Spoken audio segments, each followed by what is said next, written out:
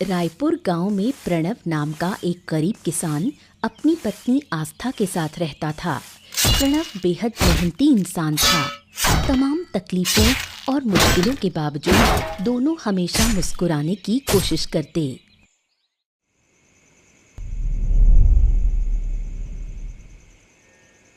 अरे ये गरीबी धीरे धीरे हमारी जिंदगी को चाट रही है आस्था। वो दिन दूर नहीं जब शायद 2 वक्त की रोटी भी नसीब नहीं होगी। जो होगा देखा जाएगा, और अगर कभी भूखे मरने की नौबत भी आई तो साथ साथ मरेंगे। इतनी चिंता क्यों करते हो? ये बताओ, हर हालात में तुम खुद को इतना शांत कैसे रख लेती हो भाग्यवान? मरना तो एक दिन सबको है, फिर डरने से क्या फायदा? और सोचने से अगर सब समस्याएं हल हो जाती तो मैं भी दिन रात बैठकर सोचती रहती। अच्छा छोड़ो, ये बताओ, इतनी रात को ये पान की थाली लेकर आई हो? जरूर कोई फरमाइश है ना? तुम हमेशा मेरे मन की बात पकड़ लेते हो, आज भी सही समझ गए। 6 साल से साथ में हूँ, कब क्या और क्यों करती हो सब जानता हूँ। कह रही थी कि तुम्हारी खेती की आमदनी से घर चलाना मुश्किल हो रहा है। मुझे थोड़ी पढ़ाई लिखाई आती है। सोच रही थी कि गांव के स्कूल में बच्चों को पढ़ा दूं। मेरा भी मन लग जाएगा और घर में थोड़ी आमदनी भी आ जाएगी। जब मैं हूँ तो तुम्हें तकलीफ देकर काम नहीं करवाना चाहता, लेकिन अगर तुम्हारा शौक है तो मैं मना नहीं करूँगा। तो मैं कल जाकर मास्टर जी से बात करूंगी। अगर तुम कल को स्कूल टीचर बन जाओगी ना, तो मुझसे ज्यादा गर्व और किसी को नहीं होगा। अरे मैं तो उछल उछल के सबको बताऊंगा, सुनो सुनो सुनो, मेरी पत्नी एक शिक्षिका है, स्कूल टीचर है ये। लाओ लाओ खिलाओ पान।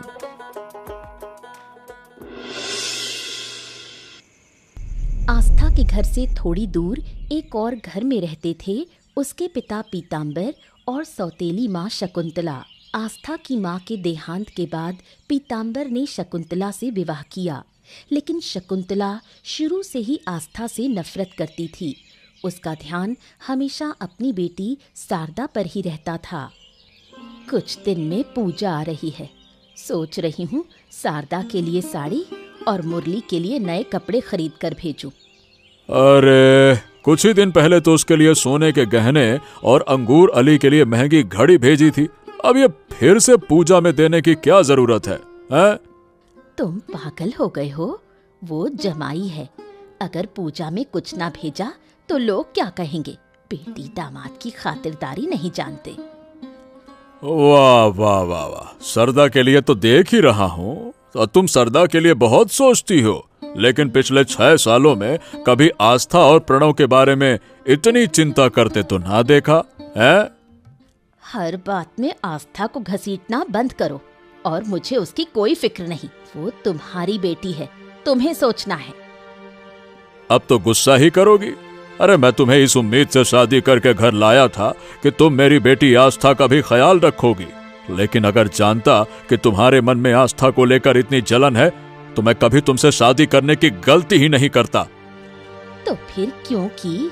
मैंने तो नहीं कहा था शादी करने को। मैं बस चाहती थी कि मेरी बेटी सुख शांति से रहे, लेकिन तुम अपनी बड़ी बेटी में ही उलझे रहते हो। पिछले साल जब वो पूजा में घर आई थी, तब तुमने उसके साथ कैसा बर्ताव किया? बताओ, आप बताओ ना, मैं उसे कभी भूल नहीं सकता। मैं तुम्हारी उस बेटी से नफरत करती हूँ और जिंदगी भर करती रहूंगी। तुम्हें अच्छा लगे या बुरा, मुझे कोई फर्क नहीं पड़ता। शकुंतला की बातों से पीताम्बर को गहरा आघात पहुंचता है, लेकिन वो कुछ कह नहीं पाता। शकुंतला की असली बेटी शारदा बहुत ही ईर्ष्यालु और घमंडी थी। उसका पति मुरली एक बड़ा व्यापारी था। उसके पास धन संपत्ति की कोई कमी नहीं थी, फिर भी उनकी लालच की कोई सीमा नहीं थी।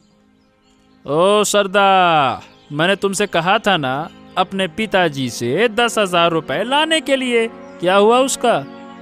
अभी तक माँ पापा से मिलने नहीं जा पाई हूँ। सोच रही हूँ आज या कल जाऊँ, लेकिन बताओ तो सही, इन 10,000 रुपयों का करोगे क्या? अरे भाग्यवान, तुम जानती हो कि मेरे बिजनेस का कितना दबाव है। एक नई जमीन देखी है, लेकिन सिर्फ 10,000 रुपए की कमी के कारण बात नहीं फाइनल हो पा रही है। 2 घर पहले से हैं, अब और जमीन क्यों? अरे पगली, भविष्य में जो हमारे बच्चे होंगे उनके लिए जमीन जायदाद, पैसा, संपत्ति, अरे ये सब तो बनाकर रखना ही होगा ना, वरना क्या सोचेंगे कि उनके बाप ने उनके लिए कुछ भी नहीं किया है। तुम्हारे जैसे बड़े व्यापारी के घर जो बच्चा जन्म लेगा वो तो वाकई भाग्यशाली होगा। अरे ये सब कुछ भी नहीं है, बहुत जल्दी मैं इस गांव का सबसे अमीर आदमी बनकर दिखाऊंगा। इतना पैसा कमाऊंगा, रखने की जगह नहीं बचेगी, देखना तुम। मुझे ज्यादा कुछ नहीं चाहिए, बस बाजार की सारी सोने की ज्वेलरी मेरी अलमारी में भर जाए। अरे सब हो जाएगा, जल्दी हो जाएगा। बचपन से मैंने पैसों की तंगी झेली है, अब लगता है कि पैसा नहीं तो दुनिया ही बेकार है। खैर जो भी हो, तुम्हें तुम्हारे पापा से वो पैसे लेकर आना ही होगा, उसके बिना काम नहीं बनेगा, ठीक है ना? तुम चिंता मत करो, ऐसा कभी हुआ है कि तुमने कुछ मांगा हो और मम्मी पापा ने पूरा ना किया हो? पैसे के ढेर लगाने और बड़ी बड़ी ख्वाहिशों की लहर उनके मन में उमड़ने लगी। शकुंतला चाहे आस्था से नफरत करती थी, लेकिन पीतांबर को अपनी बेटी से बहुत प्यार था। वो अक्सर छुपकर आस्था के घर उससे मिलने जाया करते थे। बेटा आस्था, अरे ओ आस्था, अरे कहाँ है बेटा तू? बाबूजी, आज अचानक आपकी बहुत याद आ रही थी।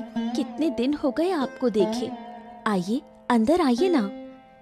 हाँ, अरे तुझे बहुत याद करता था बेटा, लेकिन तूने पिछले पूजा के बाद से घर आना ही छोड़ दिया, इसीलिए मैं खुद ही तेरे पास आ गया।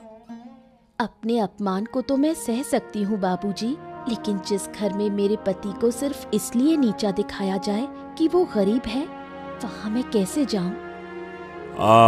मुझे पता है बेटी, शकुंतला के व्यवहार से तुम दोनों बहुत आहत हुए हो, लेकिन इस मामले में विरोध करने की हिम्मत अब मुझ में नहीं है। ये बताओ बेटा, प्रणव मुझसे नाराज तो नहीं है?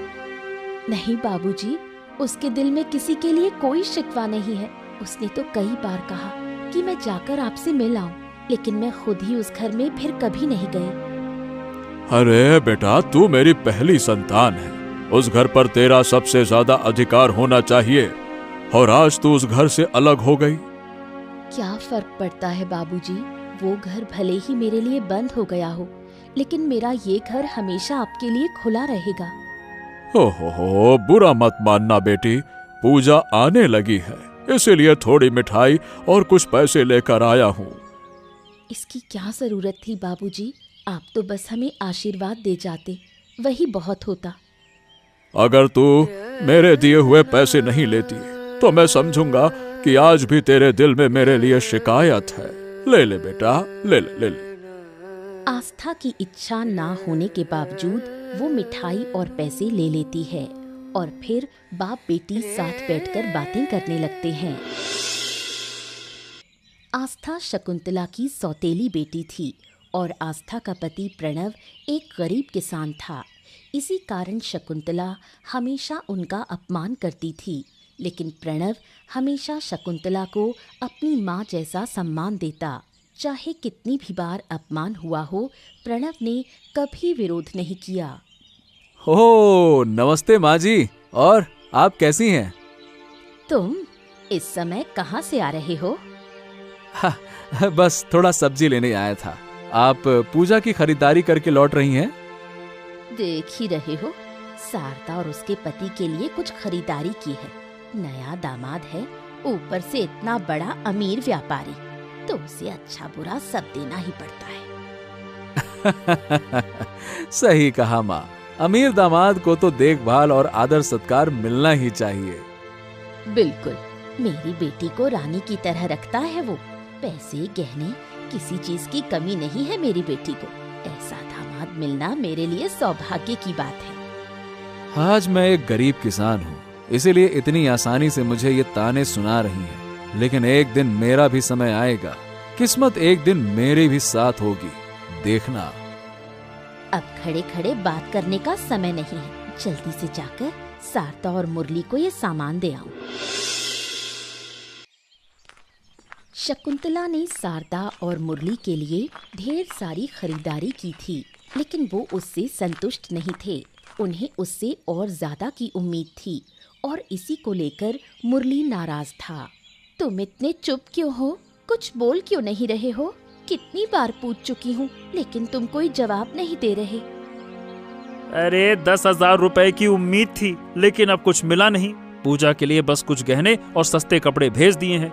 अरे ऐसे सामान तो हमारे घर के नौकरों को मिलते हैं पूजा में, जो तुम्हारे घर के दामाद को भेजा है। गजब बेइज्जती है। मैंने तो माँ से कहा था कि मुझे पैसे दे दे खरीदारी के लिए, लेकिन उन्होंने खुद जाकर सब खरीद लिया। इसमें मेरी क्या गलती? अरे मैं ऐसे सस्ते सामान कभी इस्तेमाल नहीं करता। ये जाकर घर के नौकरों को दे दो। ले जाओ इसको यहाँ से, हटाओ। इस बार जैसे तैसे मान लो, मैं वादा करती हूँ अगली बार से ऐसा नहीं होगा। सुनो, तुम्हारे पापा के पास जो जमीन है ना, उसकी कीमत कम से कम 10 लाख की है। अगर हम वो जमीन ले लें। लेकिन वो तो पिताजी की पैतृक संपत्ति है। अगर हम वो खरीद भी लें तो माँ बाबा कहाँ रहेंगे? अरे माँ बाप कहाँ रहेंगे इसकी चिंता क्यों कर रही हो? हमें अपने भविष्य की चिंता करनी चाहिए, माँ बाप की नहीं। दिमाग जैसे तुम्हारा घुटनों में है, समझ में नहीं आता क्या? लेकिन तुम्हें लगता है पापा मान जाएंगे, तुम्हें जमीन देंगे? उस जमीन का भविष्य में क्या दाम होगा, इसका अंदाजा है तुम्हें? मुरारी अगर किसी चीज को चाहता है ना, तो वो उसे किसी से मांगता नहीं, छीन लेता है। लेकिन क्या ये गलत नहीं होगा? सरदा, उस जमीन में हमारा भविष्य है। मुझे बस तुम्हारा साथ चाहिए। शुरू में थोड़ी हिचकिचाहट के बाद अपने स्वार्थ और लालच में शारदा मुरली का साथ देने के लिए राजी हो जाती है। प्रणव के घर लौटने के बाद से ही उसका मन भारी था और आस्था ने ये बात महसूस की। रात को खाने के वक्त जब प्रणव चुपचाप बैठा था, तब आस्था ने उससे पूछा कि वो इतना उदास क्यों है। हाँ आस्था, पता है आज सुबह जब मैं बाजार से लौट रहा था तो रास्ते में तुम्हारी माँ शकुंतला जी से मुलाकात हो गई। उन्होंने फिर से तुम्हें अपमानित किया होगा, है ना? अरे नहीं नहीं नहीं, अपमान नहीं किया। देखा कि वो सरदा के घर की पूजा की सारी खरीदारी करके सरदा और मुरारी को देने जा रही थी। आज सुबह मेरे पापा घर आए थे और पूजा की खरीदारी के लिए कुछ पैसे दे गए। मैं लेना नहीं चाहती थी, लेकिन उन्होंने जोर देकर दे दिए। अरे मेरी इजाजत के बिना तुमने वो पैसे क्यों लिए? मैं मानता हूँ कि मैं एक गरीब किसान हूँ, पर इतना तो सामर्थ्य रखता हूँ ना कि तुम्हारी पूजा की खरीदारी कर सकूं। क्यों किया तुमने ऐसा? यकीन करो, तुम्हें दुख पहुँचाने का मेरा कोई इरादा नहीं था, लेकिन पापा ने इतना जोर दिया कि मैं मना नहीं कर पाई। आज तुम्हारी माँ मुझे अपनी छोटी बेटी के दामाद की कहानी सुना रही थी। कितना अमीर है, कितनी दौलत और जमीन जायदाद है उसके पास। ऐसे ताने सुनाए हैं उन्होंने। उसने अपनी बीवी को कितना सुख दिया है, और मुझे देखो, शादी को 6 साल हो गए, लेकिन आज तक तुम्हें एक भी गहना तोहफा नहीं दे सका। ऐसा असफल इंसान हूं मैं, क्या कहूं। प्लीज ऐसी बातें मत करो। तुम्हें अपना जीवन साथी बनाकर मुझे एक पल के लिए भी कोई अफसोस नहीं है, सच कह रही हूँ। देख लेना भाग्यवान, एक दिन मैं जरूर सफल होकर दिखाऊंगा। बड़ा घर, गाड़ी, सब कुछ होगा, और तब कोई ये नहीं कह पाएगा कि मैं अपनी पत्नी को सुख नहीं दे सका। देखना ये होगा। तुम मुझे जैसे भी रखो, मुझे कोई शिकायत नहीं होगी, और मुझे पूरा विश्वास है कि एक दिन तुम जरूर सफल होगे। मुरली ने नई जमीन खरीदने के लिए 10,000 रुपए की बात शकुंतला को बताई, जो शकुंतला ने पीतांबर से कही। ये सुनकर पीतांबर बहुत गुस्से में आ गया और दोनों के बीच जोरदार झगड़ा हो गया। अरे भाग्यवान, तुम्हारे दामाद बहुत ही लाट साहब हैं। हर दूसरे दिन कोई न कोई महंगी फरमाइश होती है। हो सकता है वो अमीर व्यापारी हों, लेकिन 10,000 रुपए उसके लिए क्या ही है। खुद इंतजाम क्यों नहीं कर लेता? इतना बड़ा व्यापारी है तो। कोई मुसीबत में पड़ सकता है, इसमें इतना गुस्सा करने की क्या बात है। और फिर हम उसके सास ससुर हैं, अगर हमसे नहीं कहेगा तो किससे कहेगा। अरे जब से शारदा की शादी हुई है उससे, तभी से एक के बाद एक मांगे ही मांगे। ऐसा लग रहा है कि मांग मांग के ही व्यापारी बना है। कभी मेरी हालत का भी तो ख्याल करना चाहिए ना। मैं भी तो एक मिडिल क्लास का बूढ़ा आदमी हूँ। क्या पैसा पेड़ पे लगा है हमारे यहाँ? अगर मुरली की जगह प्रणव तुमसे पैसे मांगता तो तुम खुशी खुशी दे देते। मुरली ने पैसे मांगे तो तुम्हें दिक्कत हो रही है। अरे प्रणव भले गरीब हो, लेकिन उसमें आत्मसम्मान है। उसने कभी मुझसे पैसे या कोई और चीज नहीं मांगी है। तुम्हारी बेटी आस्था और उसका पति हमेशा अच्छे रहेंगे, लेकिन मेरी बेटी शारदा और उसका पति ही हमेशा तुम्हें बोझ लगते हैं। तुम्हारा ये मुरारी पर जरूरत से ज्यादा भरोसा और प्यार, देख लेना हमें एक दिन कंगाल करके छोड़ेगा। उस दिन तुम्हें खुद ही पछताना पड़ेगा। अगर मुरली खुश रहेगा तो ही मेरी बेटी खुश रहेगी, और मैं अपनी बेटी की खुशी के लिए कुछ भी करूंगी। अगर तुम पैसे नहीं दोगे तो मैं अपने गहने बेचकर मुरली को पैसे दूंगी। अरे क्या तुम पागल वागल हो गई हो क्या? अगर कल मुरारी कहे कि सब कुछ बेच दो तो क्या वो भी कर दोगी? रोड में आ जाओगी? अगर उसमें मेरी बेटी की खुशी है तो हाँ, मैं वो भी करूंगी। शकुंतला की जिद और तर्कों के सामने हार मानकर पीतांबर को मजबूरी में मुरली को 10,000 रुपए देने पड़ते हैं। कुछ महीने बीत जाते हैं। प्रणव और उसके कुछ दोस्त मिलकर नया व्यापार शुरू करने का फैसला करते हैं। गांव से शहर तक धान निर्यात करने का व्यवसाय। आस्था ये बात जानकर बहुत खुश होती है। इतने सालों की मेहनत के बाद अब तुम अपना खुद का व्यापार शुरू करने जा रहे हो, ये सोचकर ही मुझे बहुत खुशी हो रही है। हाँ, अब बस दुआ करो कि सब कुछ ठीक हो। मेरे दोस्त यतीन ने बताया कि अगर निर्यात सही तरीके से किया गया तो इस व्यापार में बहुत मुनाफा है। तुम बस मन लगाकर मेहनत करते रहो। मुझे पूरा भरोसा है कि धीरे धीरे हमारे बुरे दिन चले जाएंगे। हाँ, मैं तो अभी से सोच रहा हूँ कि अगर व्यापार अच्छे से जम गया तो सबसे पहले एक नया घर खरीदूंगा और उसमें तुम्हें रानी की तरह रखूंगा। और अच्छे दिन जरूर आएंगे। अभी से ऐसी बातें मत सोचो। पहले भगवान का नाम लेकर व्यापार शुरू करो। अरे कुछ ही दिनों में हम शहर जाकर वहाँ के धान व्यापारियों से मिलकर सारी बातें तय कर लेंगे, फिर निर्यात का काम शुरू करेंगे, ऐसा सोच रखा है। मैं ये खबर पापा को बताऊंगी। उन्हें भी ये जानकर बहुत खुशी होगी। वो भी हमेशा यही चाहते थे कि तुम जीवन में बहुत आगे बढ़ो। आहा, इतनी जल्दी बताने की जरूरत नहीं है। पहले मैं शहर जाकर सब पक्का कर लूं, फिर सबको बताना, ठीक है? अभी के लिए ये बात बस तुम्हारे और मेरे बीच रहे। बस अगर एक बार मैं सफल हो जाऊं तो सबको दिखा दूंगा कि मैं भी अपनी किस्मत बदल सकता हूं। इस गरीबी से बाहर निकलकर मैं हर अपमान का जवाब दूंगा, देखना तुम बिना किसी चिंता के आगे बढ़ो। मैं हमेशा तुम्हारे साथ हूँ। कुछ दिन और बीत जाते हैं। प्रणव अपने नए व्यापार की शुरुआत कर देता है। दूसरी ओर शारदा और मुरली मिलकर एक नया षड्यंत्र रचते हैं।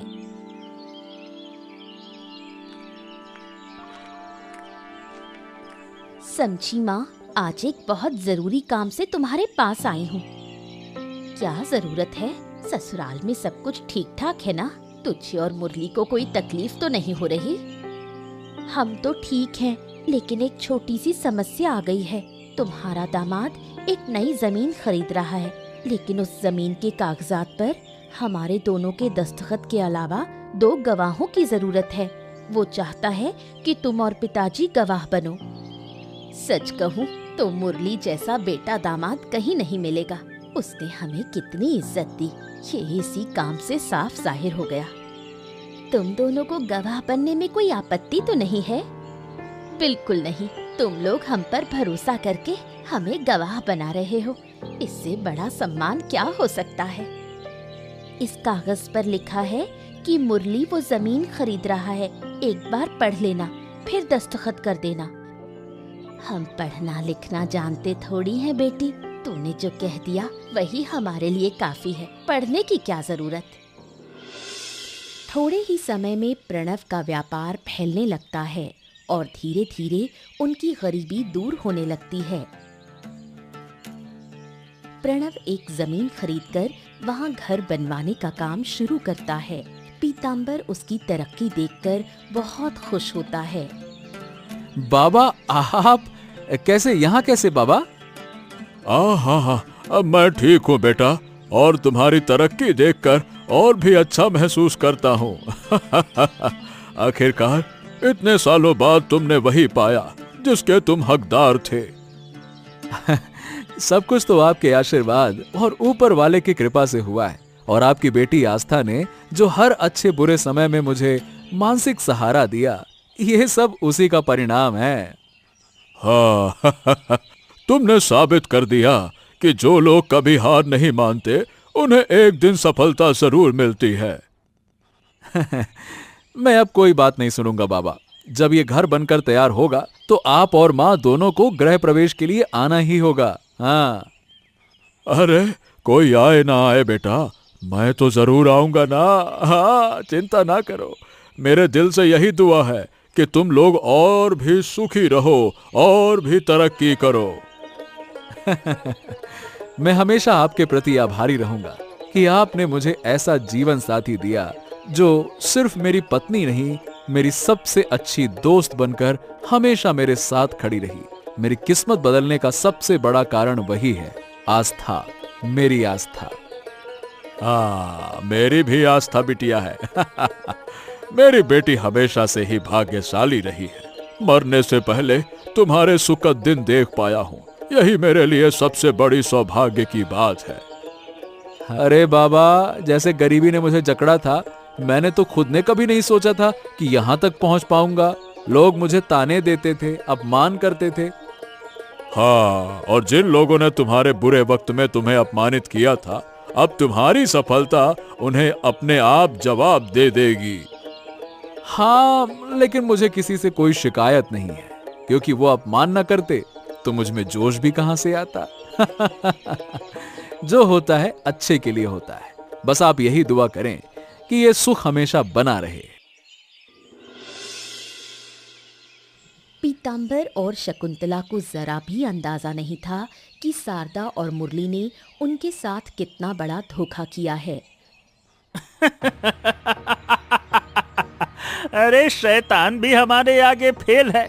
कल तक हम चाहे तो उस घर पर कब्जा कर सकते हैं, फिर तुम्हारे पिता का टूटा फूटा घर गिराकर मैं वहां एक शानदार कोठी बनवाऊंगा। हाँ।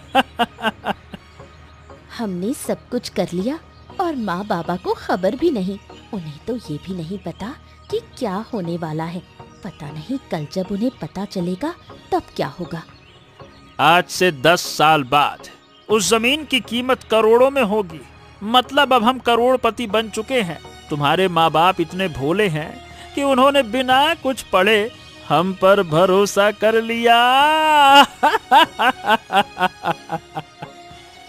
लेकिन अगर कल हमने घर पर कब्जा कर लिया तो माँ बाप कहाँ जाएंगे, ये सोचा है? अरे वो कहाँ जाएंगे, इससे मुझे क्या लेना देना, मुझे क्या पता। हमें तो अपनी मंजिल मिल गई। अर्जुन की तरह बनो, सीधा लक्ष्य को देखो, बीच में कुछ नहीं। बस यही सबसे बड़ी बात है। कल जाकर उन्हें धक्के मारकर बाहर निकाल दूंगा। लक्ष्य क्या था वो लेना, जो हमने ले लिया। उसके बाद वो कहाँ जाएं, हमें क्या फर्क पड़ता है? चाहे तो भीख मांगे, हमको क्या लेना देना। तुमने सही कहा, तुम जहाँ जाओगे मैं वहीं जाऊंगी। माँ बाबा का क्या होगा ये सोचने का कोई मतलब नहीं। अरे शायद कुछ दिन इधर उधर भटकेंगे, फिर जाकर वही आस्था और प्रणव के पास भीख मांगने पहुंच जाएंगे। लेकिन हमें इन बातों से दुखी होने की जरूरत नहीं है। अब हमारा समय है सुख का, खुशी का, आनंद का। माँ बाबा के लिए थोड़ा बुरा लग रहा है, लेकिन उनके मुकाबले हमारा भविष्य ज्यादा अहम है। वो अब कितने दिन और जिएंगे, लेकिन हमारा तो पूरा जीवन पड़ा है। अरे कल ही जाकर उन्हें बाहर निकाल देंगे और घर गिराकर नई कोठी का काम शुरू कर देंगे। अगले 10 सालों में मैं इस गांव का सबसे अमीर आदमी बनकर दिखाऊंगा।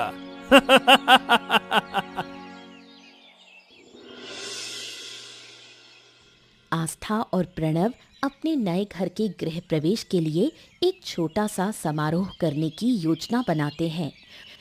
क्या रायगंज के शोभन बाबू का नाम लिखा तुमने? उन्होंने हमारे बुरे समय में बहुत मदद की थी, उन्हें तो हम भूल ही नहीं सकते। अरे हाँ हाँ हाँ, अरे उन्हें कैसे भूल सकता हूँ भाग्यवान, वो तो हमारे खास मेहमान हैं। मैंने उनका नाम सबसे पहले लिखा है। मुझे नहीं पता माँ बाबा को गृह प्रवेश के समारोह में बुलाना ठीक होगा या नहीं। बाबा तो शायद हमारी खुशी में शामिल होने आ भी जाएंगे, लेकिन माँ तो मुझे बिल्कुल पसंद नहीं करती। अरे चाहे वो हमें पसंद करें या ना करें, लेकिन उन्हें निमंत्रण देना हमारा कर्तव्य है। हमारे साथ उनका रिश्ता जैसा भी हो, ये तो सच है कि वो हमारे परिवार का हिस्सा है। लेकिन अगर हमने नहीं बुलाया और अगर समारोह में आकर उन्होंने हमें अपमानित करने की कोशिश की तो सबके सामने शर्मिंदगी हो जाएगी। आहा, इतना सोचने की जरूरत नहीं है। हम माँ बाप दोनों को निमंत्रण देंगे। माँ आए या ना आए, कम से कम बाबा तो जरूर आएंगे। ठीक है, जब तुम कह रहे हो तो मैं नहीं रोकूंगी। माँ और बाबा दोनों के नाम लिख दो, हम कल ही दोनों को निमंत्रण देकर आएंगे। अब जब हमारी पहले से हालत बेहतर है और धीरे धीरे अच्छे दिन भी आ रहे हैं, तो मेरा मन कहता है कि माँ अब हमसे नाराज नहीं रहेगी। शायद वो भी हमारे निमंत्रण को स्वीकार कर हमारे गृह प्रवेश में शामिल हो जाएं। सोचो, ऐसा भी तो हो सकता है। मुझे नहीं पता, लेकिन अगर ऐसा हुआ जैसा तुम कह रहे हो तो मुझे भी बहुत खुशी होगी। बचपन से मैंने बस यही चाहा है कि वो मुझे अपनी बेटी की तरह स्वीकार करे।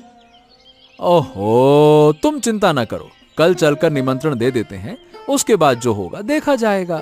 हाँ। अरे शारदा बेटा, तुम लोग इतनी सुबह सुबह यहाँ आ गए। शारदा, तू आने से पहले कम से कम बता तो देती कि मुरली भी साथ में आ रहा है, मैं थोड़ा इंतजाम कर लेती। आज किसी भी इंतजाम की जरूरत नहीं माँ, अब तुम लोग अपना सामान समेटो। हैं? सामान समेटे? लेकिन क्यों? अरे हम कहाँ जाएंगे बेटा? कहाँ जाएंगे हम क्या बताएं? इस घर से बाहर जहाँ भी जाना है जाइए, जहाँ तुम्हारी नजर जाए वहाँ चले जाओ, तुम्हारी मर्जी। अरे ये तुम क्या कह रहे हो? हमें इस घर से क्यों जाना होगा? सुबह सुबह तुम्हारा दिमाग तो नहीं घूम गया है? पगला गए हो क्या? हमारा दिमाग बिल्कुल ठीक है ससुर जी। सुनो ससुर जी, सामान उठाओ, निकलो यहाँ से जी। अब जो मैं बात बताने वाला हूँ जरा ध्यान से सुनना, उसके बाद शायद तुम्हारा दिमाग जरूर घूम जाएगा। मुरली बेटा, साफ साफ बताओ ना, हम कुछ समझ नहीं पा रहे हैं। याद है कुछ दिन पहले इस कागज पर आप दोनों ने साइन किए थे, दस्तखत। हाँ हाँ हाँ हाँ, तूने कहा था कि कोई जमीन खरीद रहा है और तुझे गवाहों की जरूरत है, इसीलिए हमने उस कागज पर दस्तखत कर दिए थे। ओ ले, आप लोग कितने भोले हो। खैर, मूर्ख लोगों से और क्या ही उम्मीद कर सकते हैं। जैसा कि आप लोगों ने मूर्खता भरी हरकत की है, तो हरकत ये है, ये दरअसल आपकी ही घर के रजिस्ट्री के पेपर हैं। हैं? क्या क्या क्या? हमारे घर के? जी हाँ, इस पेपर में साफ साफ लिखा है कि आपने अपनी मर्जी से ये घर मेरे और सरदा के नाम कर दिया। अरे तुम लोगों ने हमारे साथ इतनी बड़ी धोखेबाजी कैसे कर ली है? शर्म नहीं आई सरदा? अगर आपसे सीधे बोलते तो आप कभी भी ये घर हमें नहीं देते, इसलिए मजबूरी में हमें ऐसा करना पड़ा। अरे चलो चलो चलो, जल्दी जल्दी निकलो। अरे देख क्या रहे हो ससुर जी, घर छोड़ो, जिद न करो, जल्दी चलो। अरे चलो, धक्के मार कर निकालूंगा, अच्छा नहीं लगेगा। जाओ, चलो निकलो।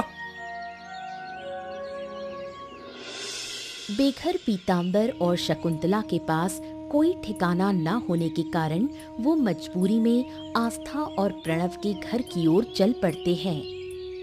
बाबा, माँ, आप लोग मेरे घर पर? मुझे यकीन ही नहीं हो रहा। मैं हालात के सामने पूरी तरह से बेबस हो गया बेटी।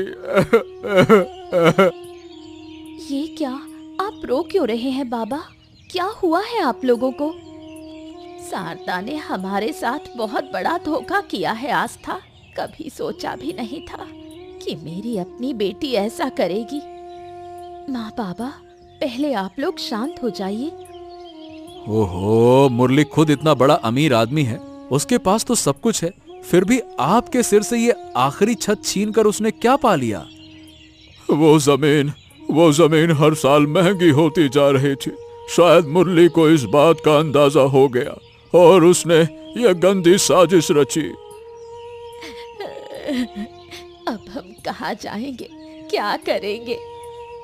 मैंने पहले ही तुझे चेतावनी दी थी कि ये बेटी और उसका पति एक दिन हमें बर्बाद कर देंगे। ये आस्तीन का सांप है जो कभी भी डस लेगा। देखा, मेरी बात सच निकली ना? बाबा, माँ को ऐसा मत कहो। उन्हें तो अंदाजा भी नहीं था कि कुछ ऐसा होगा।